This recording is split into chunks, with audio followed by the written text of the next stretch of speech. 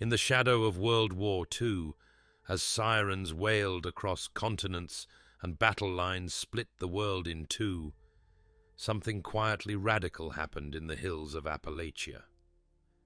At 1:23 p.m. on a fog-laced afternoon, in a tiny American schoolhouse miles from the front, lanterns were lit, not for citizens, but for the enemy.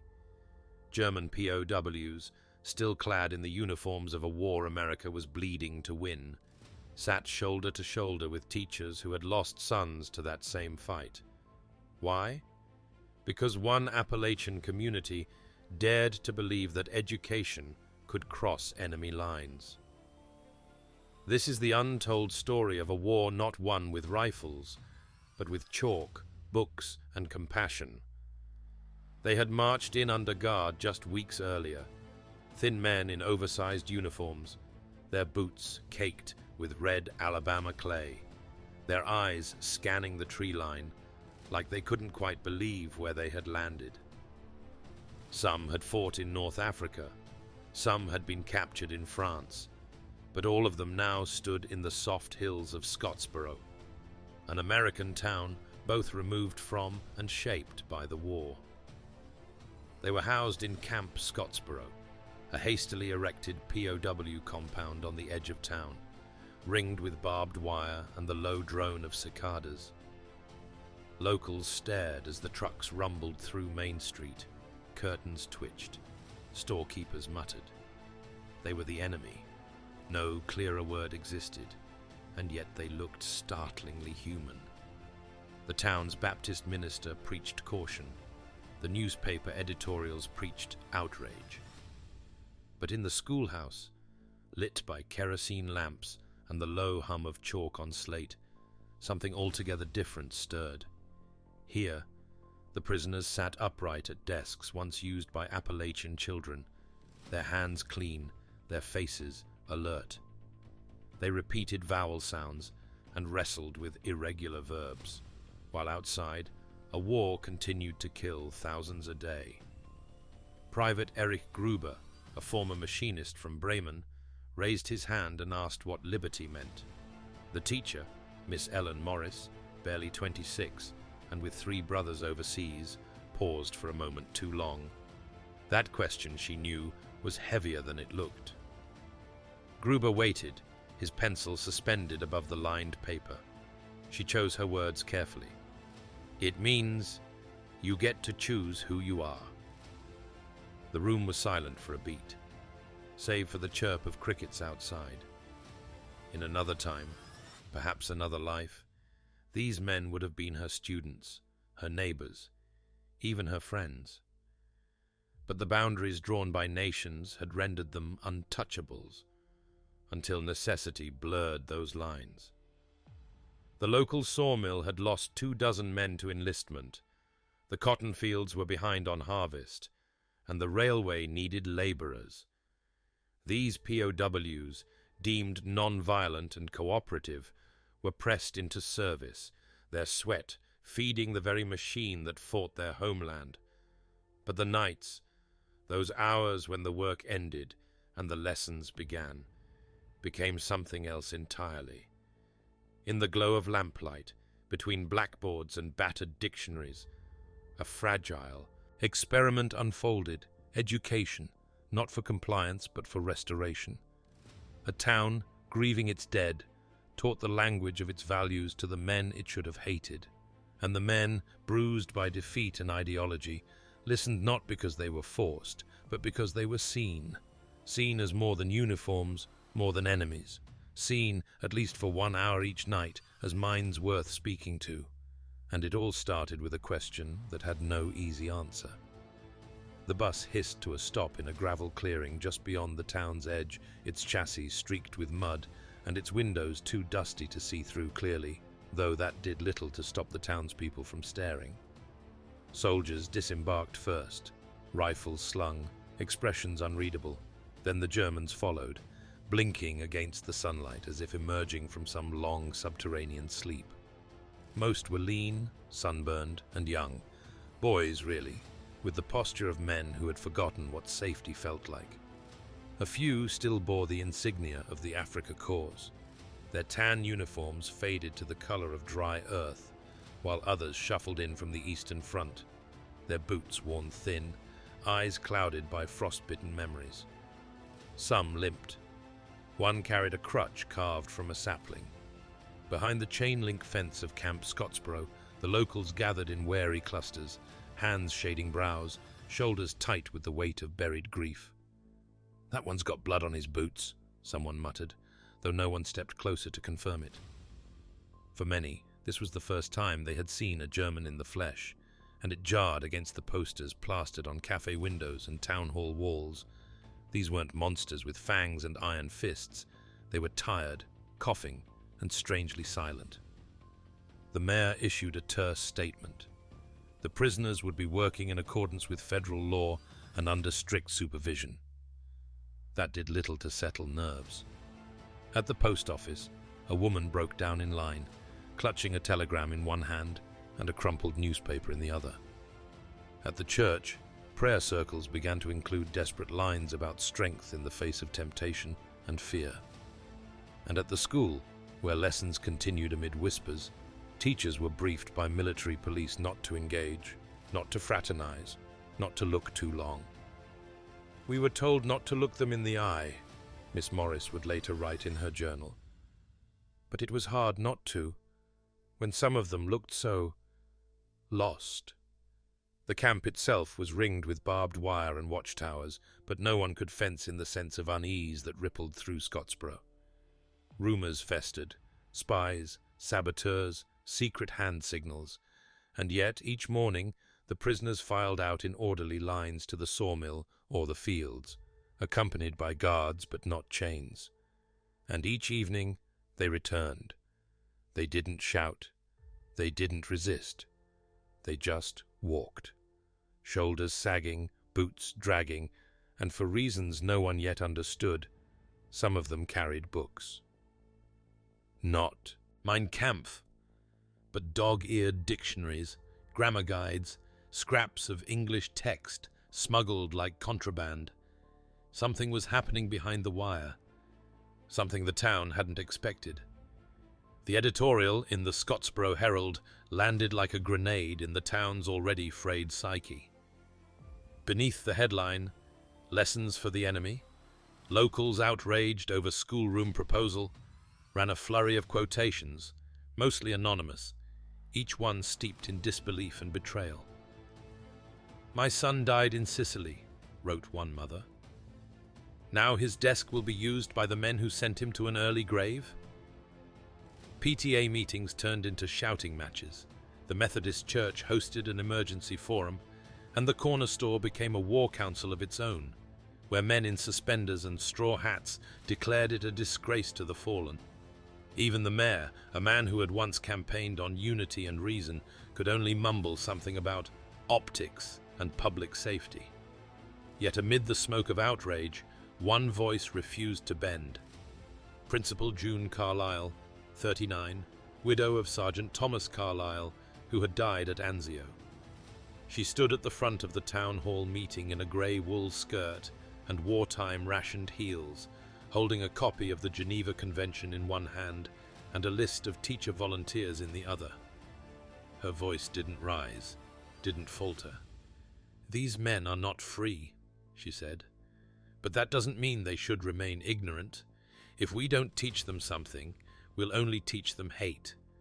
And hate has already taken enough from this town." Her words did not silence the room, but they cleaved through it. Some scoffed. Others blinked. A few, like Mrs. Danvers, whose nephew had come home with half a leg, looked away, their grief tugging in uncomfortable directions. Carlyle had earned her place in their hearts over years of tireless work, but now she stood on a fault line. Her colleagues worried about reputations. Parents threatened to pull their children from class, and one school board member muttered that sympathy is a sickness. Still, Carlyle moved forward. "We are not educating Nazis," she clarified in a letter published the next morning. "We are educating men. If they return to Germany with nothing but bitterness, we will have lost twice." That sentence, "we will have lost twice," became a quiet rallying cry among those brave enough to consider the unthinkable. A local minister called her approach radical compassion. A war widow left a copy of Tom Sawyer in the donation box at the school's front step. Slowly, imperceptibly, the resistance began to soften, not everywhere, not completely, but enough to open the doors at night, light the lamps, and stack a pile of German-English dictionaries by the chalkboard. Carlyle didn't seek applause. She sought understanding. And in a time when fear was the national anthem, her courage was an act of defiance too. The war machine didn't pause for feelings. It demanded lumber for crates, and rifles, cotton for uniforms and bandages, steel rails to keep troop trains moving through the arteries of a nation stretched thin. In Alabama, the mills ran hot and the fields grew stubborn, but the hands to harvest, cut, haul, and hammer had dwindled to shadows. Young men were gone, overseas or buried, and the ones who remained were either too old, too young, or too broken. So when Washington issued its quiet directive to use POW labor for non-combat support, Scottsboro complied, just like dozens of other towns that had little choice. The German prisoners became invisible cogs in a system that fed the Allied cause, dragging logs out of forests, repairing rickety rail spurs, baling cotton in the heat, while armed guards stood under shade. Yet the system was inefficient at first. Language stood as an invisible wall, slowing everything to a crawl. Orders had to be mimed or shouted, tools pointed at, motions exaggerated like a silent film. Misunderstandings were constant. Men cut the wrong trees, loaded the wrong cars, botched the sorting of freight.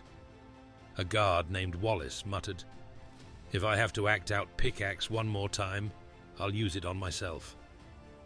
That's when Carlyle's idea, once dismissed as sentiment, revealed its strategic brilliance. A few basic verbs, cut, carry, stop, load, could save hours. A simple command, stack here, wait there, go slow, meant fewer accidents, less supervision, and more output. Language, she argued, wasn't a gift to the enemy. It was a tool like any other, sharp, efficient, and desperately needed. The night classes weren't mercy, they were maintenance. Productivity climbed, and soon the mill foreman who had once called the idea damn foolish was asking if his best German crew could get more advanced lessons. "They work faster when they understand us," he said, as if that truth had been his all along. Irony hung in the air like sawdust. These prisoners, marched in under suspicion and silence, were now speaking enough English to follow instructions that advanced the very war fighting their countrymen. Their boots stirred American soil, their hands lifted American goods, and their mouths began to shape American words, not under duress, but through repetition, study, even curiosity. One German, Becker, practiced terms like axle grease and freight ledger between shifts, mumbling them like incantations. He was a mechanic in Leipzig once, and now he was helping repair the locomotives that pulled tanks toward the Atlantic coast. The war hadn't ended for these men, but it had, in some strange way, changed shape. Rifles had given way to rail spikes and ideology to grammar drills. America had turned its enemies into assets, not by torture or propaganda, but by the slow, stubborn power of utility and a few hundred English words. The ink had barely dried on the 1929 Geneva Convention when war ignited again in Europe, and by the time German boots crossed Polish soil in 1939, the protocols of prisoner treatment were no longer legal abstractions, they were obligations with teeth.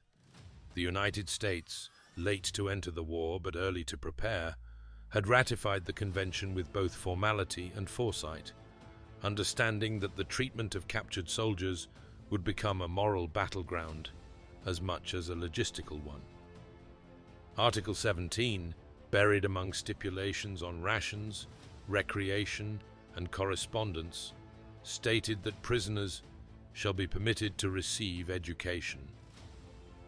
To most Americans, it was an afterthought, until men in field gray uniforms began to fill camps from Texas to Maine, from Arizona to Alabama, where the Axis powers flaunted cruelty as a virtue, marching prisoners through snow without coats, feeding them moldy bread, burying them in ditches under the guise of punishment.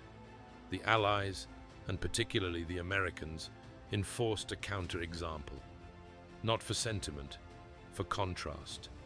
Humane treatment became propaganda in reverse. Every clean meal, every letter home, every English lesson, a rebuke to the Nazi narrative of Western barbarism. Scottsborough's night school, then, was more than a kindness. It was compliance, and more subtly, it was strategy. Within that rickety schoolhouse, where Appalachian teachers scribbled conjugations under flickering lamps, the United States made its argument that civilization meant consistency, even when facing those who had burned books and razed cities.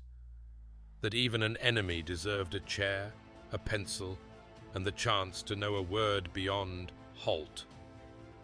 The War Department distributed manuals to camp commanders titled "The Rights of Prisoners of War under the Geneva Convention," and inside were sections not just on food and shelter, but on schooling, on intellectual welfare, on human dignity. In some camps, this led to agricultural classes or trade workshops. In Scottsboro, it meant Miss Morris standing before a blackboard, pointing at the word "understand," as a man once trained to hate her people tried to pronounce it. The irony was thick and unavoidable. While American GIs learned to kill Germans in one hemisphere, Germans in Alabama were learning English prepositions. Yet this contradiction was not a flaw. It was the very feature of a democracy at war, insisting on moral high ground, not in speeches, but in syllables. The classroom became a theater of quiet resistance, not to Nazism alone, but to vengeance, to fear, to the seductive logic of dehumanization. No cameras rolled, no parades marked the occasion, but behind every lesson plan was a belief that how a nation treated its captives said more about its soul than how it won its battles. In giving language, America gave a message. You may have been taught to conquer us, but here we will teach you something else entirely. He had been 19 when conscripted, 20 when shipped to Tunisia, and 21 when his unit surrendered under a blazing sun that cracked lips and warped rifle barrels. Now, at 22, private, Dieter Hausmann sat in an Alabama schoolroom that smelled of chalk dust, lamp oil, and freshly scrubbed wood, holding a stub of pencil like it might vanish. His fingers, once trained to strip down a Carabiner 98K, now trembled over English consonants, thought, enough, freedom. That last word stuck like a stone in his throat. "What does it mean to you?" the teacher asked one evening after he'd used it awkwardly in a sentence about trains. His journal records the moment. October 2nd. The teacher asked me what freedom meant. I told her I didn't know anymore, and he didn't. Not really. Dresden had taught him obedience, not choice. The Wehrmacht had taught him loyalty, not curiosity. But in Scottsboro, in this quiet room lit by kerosene and grace, something in him had begun to shift. At first he studied to avoid boredom, to keep the guards off his back, to prove, perhaps even to himself, that Germans were not beasts. But the words crept in. English was maddening, inconsistent, alive. The way tough didn't rhyme with though made him furious. The way home sounded when Miss Morris said it made him ache. He began to stay after class, asking about phrases he'd heard in town. "Bless your heart, ain't nothing but a thing." He wrote them in his notebook beside their German cousins, drawing arrows, making connections. The journal filled, not with politics, not with shame or allegiance, but with questions. Why do Americans say sir to children? Why is silence a punishment here when it was safety back home? What kind of country educates its enemies? He shared none of this aloud, but it crackled in his gaze. Other prisoners noticed. "The boy's going soft," one muttered. But Dieter didn't respond. He was too busy trying to understand what choice meant in a land where even prisoners could request books. In his journal, he sketched the teacher's face, not in detail, but in lines that suggested kindness without weakness. He wondered what she had lost in the war. He never asked. Some things felt sacred. One night, when asked to write a sentence using believe, he paused before scrawling, "I believe words can be dangerous and beautiful. It wasn't graded. It didn't have to be." The change in Dieter wasn't sudden, but like water on stone, patient, persistent, transformative. By the time November came, he no longer looked at the blackboard like it was foreign ground. It was still enemy land, perhaps, but it was land where something could grow. And in a war defined by destruction, that was its own kind of rebellion. The classrooms were nothing more than converted one-room schoolhouses, their wood floors scuffed by decades of Appalachian boots, their windows rattling with each gust that rolled down from the hills. But to the volunteers who gathered there after sunset, they became something altogether improbable, a space where language, not war, was the primary struggle. Each evening as the work crews returned to camp and the guards made their final rounds, small groups of German POWs arrived under soft lamplight, escorted not by rifles but by trust, and seated themselves before slates and dog-eared textbooks scavenged from storerooms and attics. The teachers came from across the county, retired librarians, Sunday school instructors, former students turned instructors themselves, most of them women, many of them grieving, all of them cautious at first. The early lessons were mechanical, almost military in tone, spelling drills, noun identification, the conjugation of to-be-across pronouns. I am, you are, he is. A room of German voices echoed with startling precision. But as nights passed, form gave way to rhythm, and rhythm to curiosity. Vocabulary lists grew longer. Sentence exercises turned to small essays. One evening the topic was, what is a good life? Another, what does it mean to obey? These were not assigned by any government. They emerged from the room itself, from the unspoken need to make sense of where they were and what they had become. A prisoner named Franz posed a question in halting English. Why do Americans ask so many questions? Miss Carlyle, substituting that evening, answered simply, because we think it's rude not to. Laughter rippled. The air softened. There was no curriculum. Only chalk and time.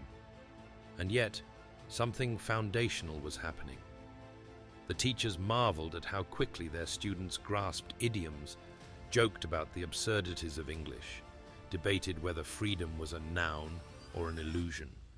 There was no proselytizing, no lectures on patriotism, only verbs, phrases, and the slow unraveling of suspicion.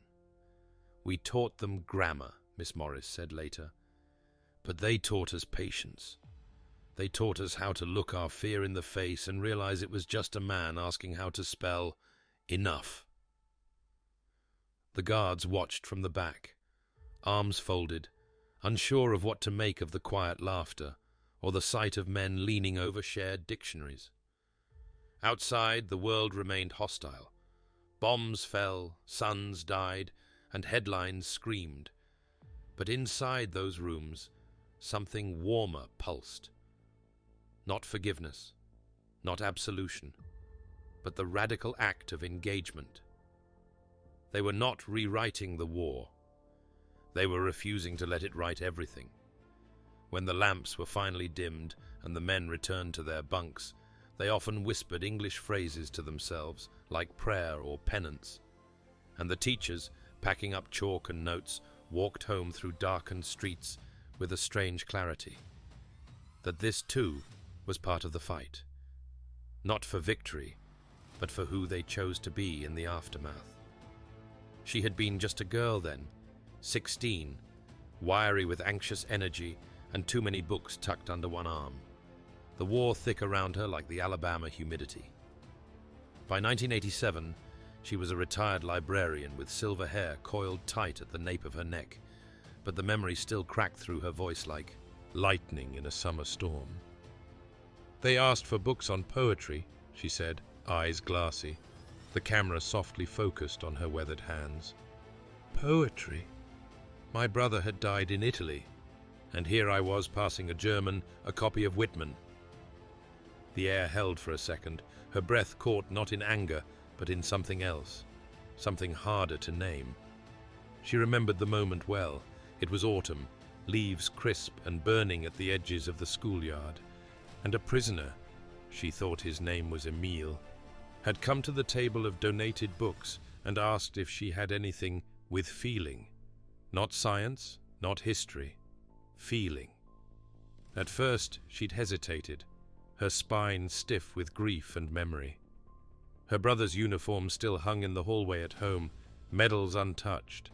His last letter folded in her diary, like a wound that wouldn't close. But there was something disarming in the way Emile asked. Not as a soldier, but as a student. As a man who had seen fire and was asking for warmth. So she reached for the only thing that came to mind. Leaves of Grass. He read it slowly, she recalled, as though each word might shatter if rushed. He brought it back the next week with a dog-eared page and asked what barbaric "yorp" meant. She didn't know then that prisoners weren't supposed to mark the books. She didn't care. From that point on, she watched the room differently.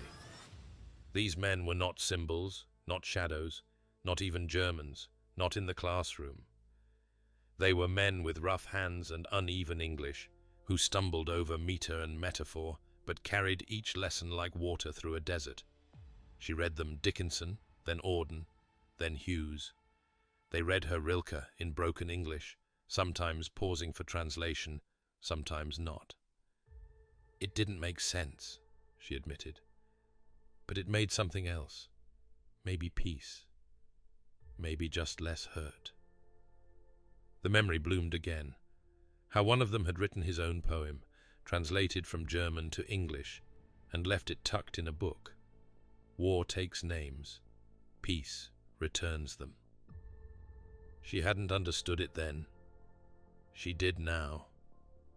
When asked if she ever felt betrayed, handing verses to those who wore enemy uniforms, she looked straight into the lens and said, "No. I felt like I was handing them back their humanity. And maybe mine too." Then she smiled, the kind that carries a lifetime behind it, and whispered, "You can't hate someone forever, once you've heard them read poetry aloud." It started with a letter, unsigned, typed on clean cream stock, slipped through the slot at the sheriff's office just after sunrise. Subversive activity involving enemy combatants at the local school. Possible fraternization. Possible sedition. It was the kind of thing that, even during war, reeked of paranoia, but the Times made such paranoia potent.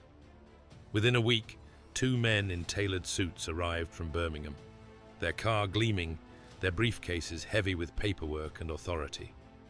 The town buzzed with nervous curiosity. Speculation curdling into rumor. Some said the Germans were transmitting radio codes from the school. Others whispered about teachers turning traitor, helping Nazis escape. Principal Carlyle, calm but stern, handed over every attendance log, every chalk-streaked lesson plan, every book list and journal entry. "You're welcome to sit in," she said, motioning toward the benches at the back of the room. And they did. For 4 nights, they watched. Middle-aged women in patched dresses teaching subject-verb agreement. Thin young men with accents tripping over plural nouns and idioms. Pencils tapping nervously on desks as verbs formed clumsy towers on the board. To hope, to heal, to be. There were no leaflets, no radical literature, no seditious slogans scrawled in notebooks. Only chalk dust, well-thumbed grammar books, and the occasional poem folded into a dictionary. One agent asked if the German who'd written, "I believe words can free a man," had intended propaganda.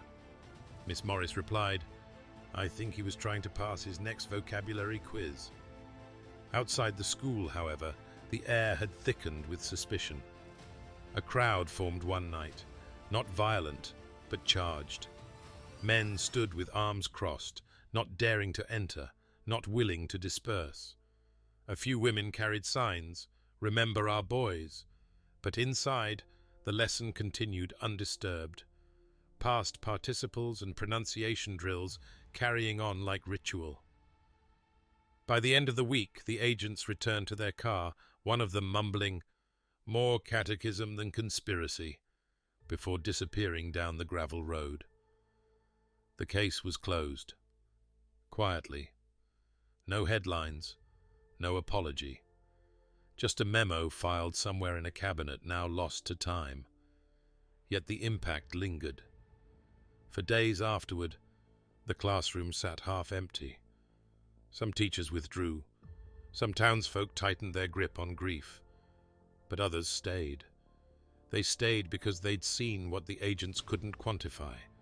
The slow, stubborn work of transformation, not of ideology, but of identity. The Germans returned too, fewer at first, wary, ashamed, and then in numbers that filled the room once again. Something had survived the scrutiny, not unscathed, but unbroken. And as Carlyle erased the blackboard that final night of the investigation, she smiled faintly at the words left behind by a student's uncertain hand. "I am learning." It was not sedition. It was survival. On both sides. It happened on a Sunday afternoon, long after the official classes had ended for the week, when the schoolhouse still echoed faintly with the ghosts of chalk strokes and whispered conjugations. A few volunteers remained to organize materials, sort borrowed books and wipe down desks. Outside, a handful of children loitered, cousins of teachers, sons of guards, granddaughters of the cleaning crew, drawn as much by curiosity as by boredom. Among them was Henry Lee, aged 10, a wiry boy with coal-smudged cheeks and the confidence of someone rarely corrected. He'd been showing off for a small audience, parroting bits of German he'd overheard, mocking accents with the careless cruelty children can wield. Inside, one of the POWs, Kurt, a former schoolteacher from Hamburg, had been sweeping the floors as part of his duties. He paused, leaned on the broom, and listened. Then, with a measured step, he walked to the doorway and, in accented but impeccable English, said, "Excuse me, but you meant to say, 'I don't have any marbles,' not, 'I ain't got none.'" The boy froze. The room did too. For half a breath, silence reigned, heavy, precarious, the kind that could break into scorn or shame. Then one of the older volunteers, Mr. Elkins, who ran the feed store and had lost a nephew at Normandy, let out a snort. "Well, hell," he said, chuckling. "First the Germans invade Poland, now they're correcting our grammar." Laughter burst forth, sharp and cleansing. Even Henry Lee laughed, cheeks burning, the sting of correction softened by the absurdity of it all. Kurt only smiled, set his broom aside, and gently joined the boy at the chalkboard, showing him how double negatives work. Or rather, don't. The moment cracked open something larger than the joke. For a flicker of time, The barrier between guard and prisoner, teacher and student, even victim and villain, dissolved into the universal chaos of language learning. The German, once feared, still distrusted, had offered something unexpected, not opinion, not ideology, but clarity. And the boy, too young to hate properly, too old to be unaware, received it, not as correction, but as conversation. Soon, others gathered around. Words were exchanged, questions asked. One of the women fetched a dictionary. By dusk, it looked less like a camp cleanup and more like an impromptu language fair, with prisoners explaining idioms and Americans trading regional slang. Someone even taught Kurt to say, "fixin' to," which he repeated with comic confusion, eliciting more laughter. It wasn't peace. No armistice was signed. No tears of forgiveness were shed. But it was something adjacent, an uneasy, tentative acknowledgement that learning, when mutual, could pierce through walls built by politics and pain. That day, roles shifted, and when the sun dipped below the hills, casting the schoolyard in coppery gold, it wasn't clear who had been the teacher and who the student. It was only clear that both had learned. Scottsboro, though small and unlikely, was never entirely alone in its quiet defiance. Across the American landscape, scattered behind fences and beneath flags, similar flickers of humanity emerged in places far from headlines and history books. In Texas, where the heat mirrored North Africa's and the camps stretched for miles, Camp Hearn became an unlikely haven for knowledge. There, prisoners published their own camp newspaper, staged elaborate theatrical productions, and studied everything from Shakespeare to electrical engineering. Some even earned college credit through extension programs, poring over textbooks behind barbed wire while war thundered on oceans away. In Michigan, at Fort Custer, winter pressed hard against the barracks, but inside, a converted mess hall became a classroom where POWs learned English beside Polish refugees and Italian internees. One instructor, a schoolteacher from Grand Rapids, remembered how a prisoner named Wilhelm cried the first time he read Lincoln's Gettysburg Address aloud, stumbling through the words, pausing at "government of the people, by the people, for the people," as if translating a dream. In Georgia, Camp Gordon housed prisoners who had once marched under the Nazi banner but now studied agriculture, trigonometry, and American civics. A young officer's wife, whose husband had fallen in the Ardennes, taught a weekly class on American literature. She brought in The Grapes of Wrath, read it aloud, and asked them what they thought. "Too much hunger," one man said. "It is not so different from Europe now." These efforts were rarely official. They unfolded in borrowed spaces and under cautious supervision, driven less by policy than by individual conviction. That knowledge might chisel through hatred, that structure might soothe chaos. The War Department approved them quietly, as long as Geneva's ink was respected. But the true force behind these classrooms was a stubborn, almost American insistence that decency mattered even when no one was watching. There were exceptions, of course. Not every camp taught, not every guard supported it. In some places, prisoners were beaten for speaking German, let alone conjugating English. But these classrooms, however fragile, however few, formed a countercurrent beneath the war's brutality. They were not acts of surrender nor forgiveness. They were something more radical, restraint in a time of justified rage. That restraint echoed across rural towns and rail junctions, where English teachers, chaplains, widows, and even children chose to meet the enemy not with silence, but with sentences, passed, corrected, and sometimes understood. In the broad sweep of military strategy, these classrooms meant little. But in the quiet corners of conscience, they were enormous. America, in those dimly lit rooms, waged another war, a moral one, and fought not with bullets or banners, but with blackboards, patience, and the conviction that education might outlive empire.